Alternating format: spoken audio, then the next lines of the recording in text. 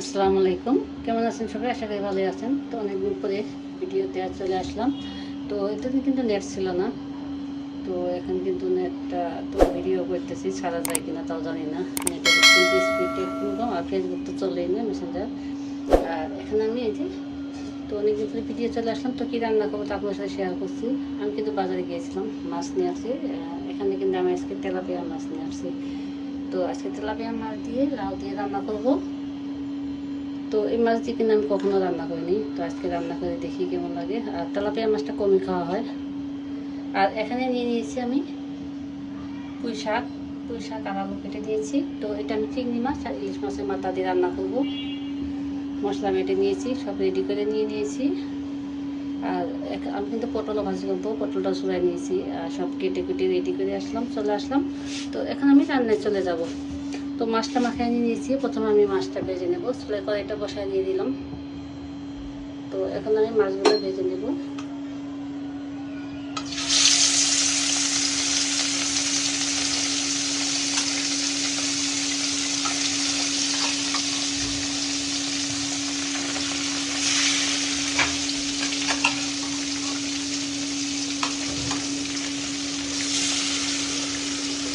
কয়েকটা দিয়ে দিলাম, একটা করে দিয়ে দেবো।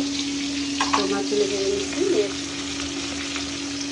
ওই যে মাছটা ভেজে নিয়েছি, মাছটা ভাজা হয়ে গেছে। ওই মাছের থেকে আমি পেঁয়াজটা দিয়ে দিলাম। তো পেঁয়াজটা ভালো হয়ে গেছে, এখন আমি মাছটা অ্যাড করবো। তো দিয়ে দিলাম স্বাদ মতো লবণ। তো এখানে আমি কাঁচামরিচটা বেশি দেবো, আর শুকনো মরিচটা অল্প একটু দিয়ে দিলাম। দিয়ে দিলাম হাফ চামচ হলুদের গুঁড়া। আর এখানে দিয়ে দিচ্ছি ধনিয়া গুঁড়া, এর সাথে কিন্তু আমার জিরাটাও আছে, জিরা ধনিয়া একসাথে গুঁড়া করে দিয়েছি। তো আমি বাটা জিরাটাও দেবো অল্প করে। তো দিয়ে দিলাম। আর এখন দিয়ে দিচ্ছি আমি জিরা বাটা।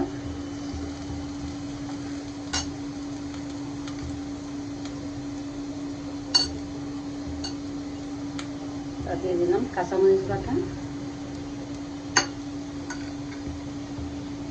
পেঁয়াজ রসুন বাটা। তো এগুলো পরিমাণ মতো করে দিয়ে দিলাম।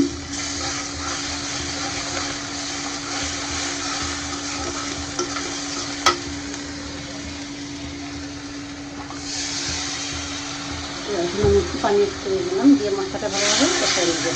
আর এই তেলাপিয়া মাছটা আমি আজকে লাউ দিয়ে রান্না করবো। তো মশলাটা কিন্তু ভাজা মাছের মধ্যে দিয়ে দিচ্ছি, একটু কালারটা কালো হয়ে গেলো। আর কাঁচামরিচটা ওই জন্য কালারটা একটু দিয়ে দেবো। মশলাটা কষানো হয়ে গেছে। আর এখন আমি লাউটা দিয়ে দিলাম। লাউটা দিয়ে একটু কষাই নেবো, কষাই জলটা দিয়ে দেবো। যেটা দিয়ে মাছটা দেবো আর তরকারিটা হলুদে খাবো। আর এখানে আমি আবারও পটল কেটে নিলাম পাশে করার জন্য। তো পটলটা কেটে নিলাম, ঢেকে দিচ্ছি। ঢেকে একটু কষাই জলটা দিয়ে দেবো।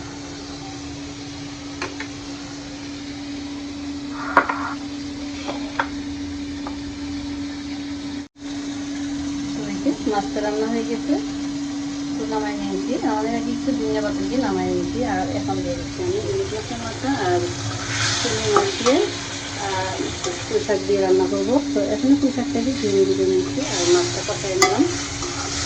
তো এখন আমি দিয়ে দেবো পুঁই শাকগুলো। পুঁই শাকটা রান্না করে নেবো। আর এখন প্রথম রান্না করে নেবো চিংড়ি মাছ দিয়ে। তো পুঁই শাকটা বসাই নিচ্ছি। মাছ দিয়ে রান্না হয়ে গেছে। আর এখানে পুঁই শাক দিয়ে ইলিশ মাছের মাথা চিংড়ি মাছ দিয়ে রান্না করে নিলাম। আর এখানে পটল দিয়ে চিংড়ি মাছ দিয়ে ভাজি। আর ভাতটা হয়ে গেছে। তো দুপুরের মতো রান্নাটা শেষ। তো পরবর্তী কিছু বলে আপনার সাথে শেয়ার করবো।